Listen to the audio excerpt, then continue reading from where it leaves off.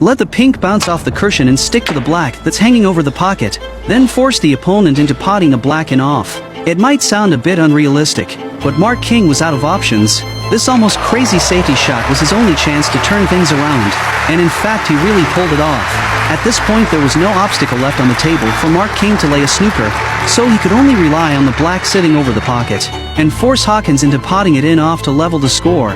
This safety was extremely risky, but it did create real trouble for Hawkins, because the black was right by the pocket, and the pink was already fronts into the black. In this kind of situation, trying to play the cue ball away cleanly was almost impossible, so Hawkins was forced to stick the cue ball to them as well. That was the safest option, but the downside of that was obvious too. If Mark King pushed the cue ball farther away, Hawkins would be in an even worse position, and that's exactly what happened. Mark King got down and immediately rolled the cue ball away, this time to the left side of the table. That completely broke the freeze, because there was no way to guarantee such precise touch again.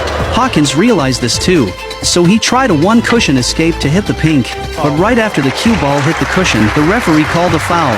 Hawkins clearly didn't realize what went wrong, but the slow-motion replay showed it clearly. The cue ball hit something else before the pink. With that, Mark King got 7 points back right away. Given how open the table was, that was something almost impossible to pull off. A lot of fans might not be familiar with Mark King, and it's true he hasn't had much presence on the tour. Since turning pro at 17, his best result had only been reaching a ranking final, but in this tournament's final, Mark King finally achieved his first career title. By then it had already been 25 years since he first turned pro.